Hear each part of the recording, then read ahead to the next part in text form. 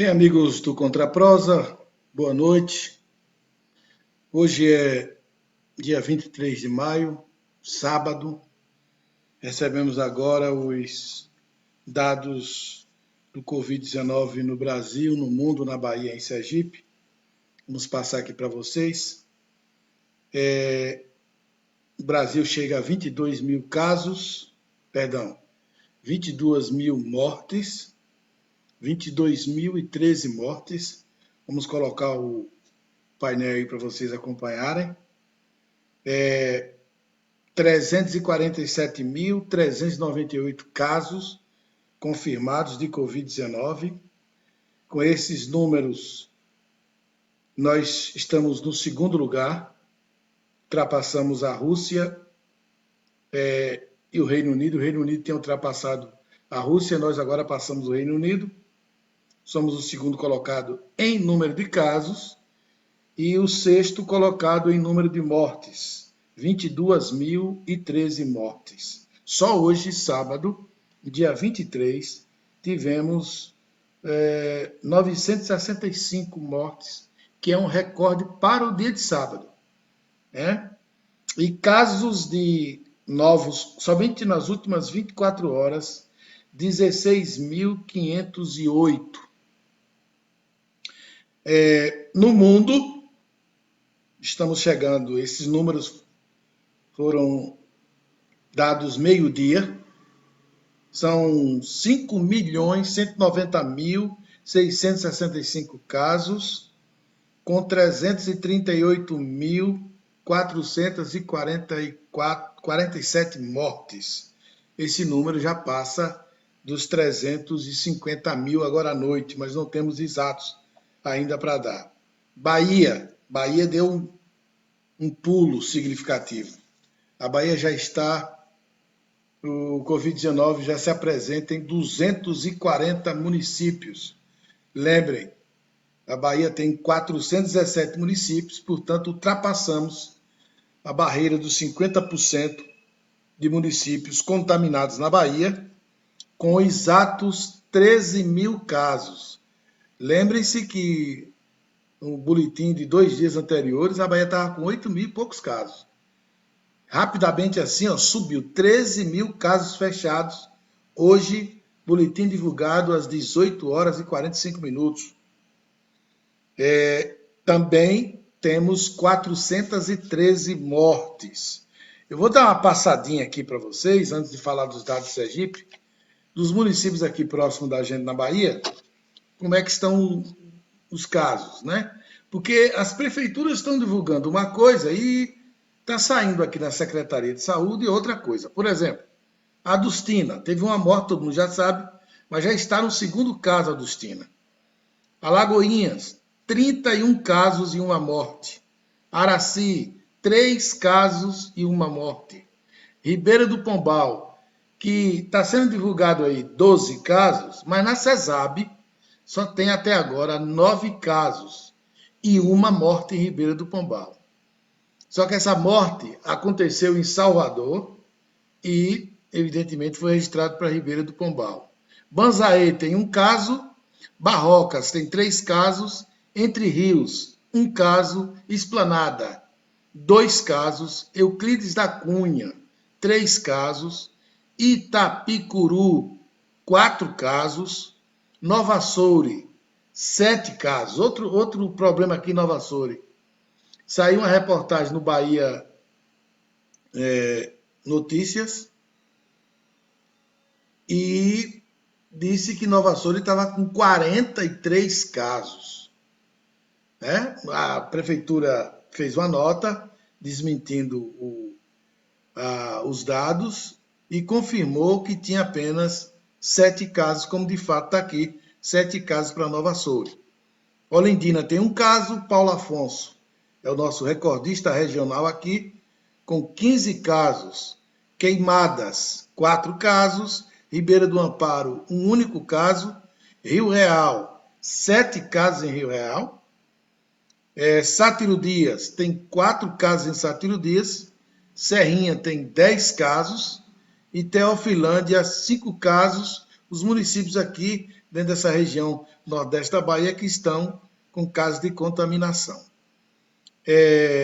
Sergipe tem 5.131 casos confirmados, um pulo significativo, com 86 mortes, inclusive mortes de bebês, aconteceram em Sergipe. Lá em Sergipe a coisa está se alastrando. Poço Verde continua com os seus 9 casos, né? São os dados do Covid-19 aqui na nossa região. Agora eu não vou aqui fazer uma análise profunda, até porque eu fiz um artigo publicado ainda aqui no Conta Prosa, post anterior a este, é um artigo, o título Nós Parimos, Bolsonaro foi parido por nós, é o título do artigo. E lá eu pedi a vocês para dar uma lida, que é um artigo que vai mais ou menos fazer uma análise desapaixonada do que está acontecendo no Brasil.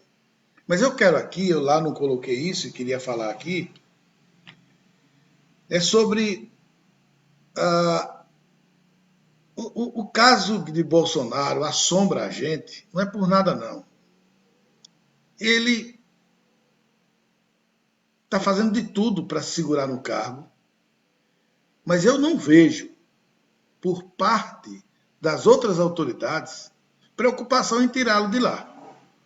Esta semana, os partidos de esquerda se uniram e entraram com um pedido de impeachment na Câmara dos Deputados. Vários partidos, de rede a PT, né? Porque estavam meio... A gente estava imaginando que a esquerda estava querendo que Bolsonaro ficasse aí para se desgastar mais ainda, para que eles pudessem ter um candidato viável em 2022. Se pensaram isso, essa semana desistiram. E se continuarem pensando nisso, eles estão pensando neles e não no Brasil.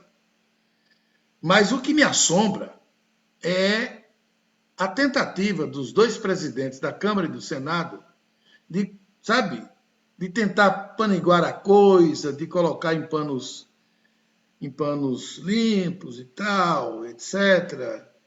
Uma coisa que não tem solução, minha gente. Bolsonaro não tem solução.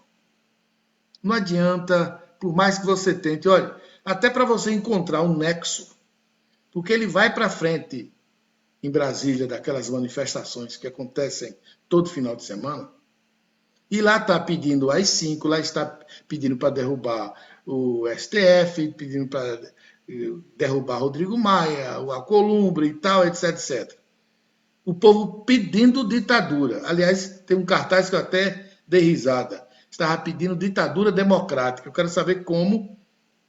Não, foi ditadura democrática. Foi regime militar democrático. Nesse regime militar democrático deve só se candidatar quem tem farda, né? Deve ser isso. Regime militar democrático, eu nunca vi isso no mundo. Ou você tem democracia ou não tem democracia. Então as loucuras, sabe? Que esse povo está pedindo, que a gente não sabe de fato o que eles querem, ou se eles estão testando a nossa paciência para ver até onde o país vai suportar tanta bandalheira.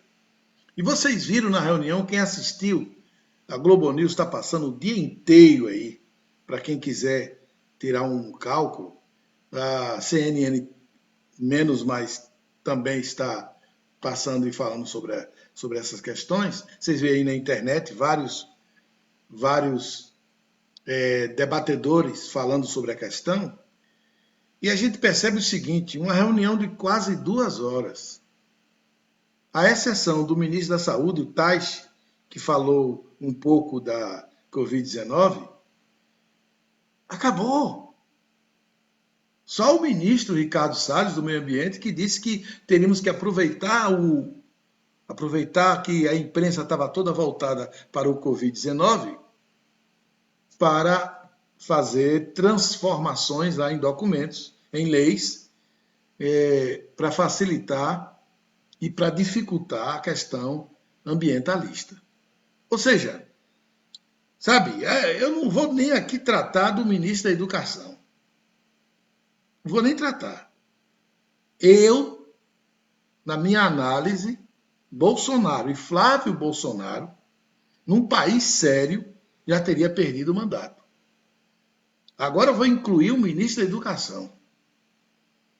Um país sério não pode ter um rapaz daquele administrando uma pasta tão importante para o país. Chegar ao ponto. Porque você pode discordar. Tem ministros ali no STF que eu discordo. Mentalidade, a forma de como eles julgam, alguns deles julgam. Discordei, inclusive, quando o STF acabou com a prisão em segunda instância. Então, o STF tem medidas que você necessariamente pode concordar ou não. Agora, você denegrir a imagem de ministros, os caras estudaram a vida inteira, foram indicados ali, é verdade, politicamente, por um e por outro, mas ali tem um emaranhado de indicações.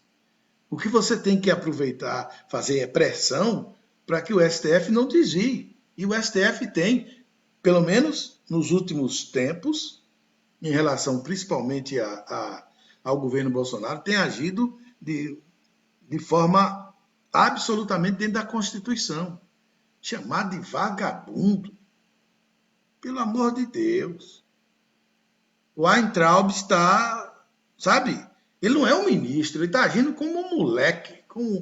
E outra, vocês viram que na reunião todo mundo falava uma coisa, falava outra? E qual foi o objetivo mesmo daquela reunião? Teve um objetivo. Eu tenho absoluta certeza. O objetivo foi mudar a Polícia Federal. O superintendente do Rio e o diretor-geral da Polícia Federal. O objetivo foi esse. Tanto é que, 2 dias depois, tudo como Bolsonaro queria foi feito. O objetivo foi aquele. E Bolsonaro talvez tenha mandado gravar a reunião esperando que houvesse um debate com Moro. Moro falou apenas menos de 2 minutos, sugerindo apenas que a questão da segurança pública e a questão da violência entrasse na pauta do governo. Covid-19, nem pensar. Números da violência, nem pensar. Problemas ambientais, só para mudar leis, para evitar, inclusive, que os ambientalistas tenham um trabalho decente nesse país. Portanto, minha gente, sabe, é uma coisa que o brasileiro, as pessoas que gostam desse país, como eu, que fui estudando, conhecendo o Brasil e tendo a certeza de que ele poderia ser um país extraordinário. Nós temos todas as condições para transformar esta nação, se não a maior do mundo, numa das maiores do mundo. E a gente não consegue. Por quê? Vem uma esquerda e faz aquilo que vocês já sabem, não precisa nem dizer. Aí o povo dá aquela reviravolta por ódio, sei lá, bota um cara como o Bolsonaro na presidência da República, esperando que ele, pelo menos, administre o país. E nem isso ele está fazendo. O homem vive o tempo todo só pensando. Ele fala de pátria e família, mas a família dele. Ele está preocupado com a família dele. Sabe, eu já assisti umas 2 ou 3 vezes aquela reunião, e cada hora que eu assisto eu sinto mais nojo deste comportamento que eu chamo de fora do padrão, para não dizer outra coisa, do presidente da República, que não está preocupado com vidas, não está preocupado com a gente, nem está preocupado com o país. É conversa fiada. Ele não está preocupado com economia, com nada. Ele está preocupado somente com ele. Infelizmente, é isto. Por hoje é isso. Um abraço a todos. Mais uma vez, peço encarecidamente e de forma humilde, por favor, vão ao meu canal, se inscrevam para que a gente cresça. Essa semana conseguimos mais de 15 inscritos Está na hora de você, que ainda não se inscreveu, vá lá no Landeswald Lima do YouTube, se inscreva e no Contra a Prosa. Um abraço, gente, e até lá.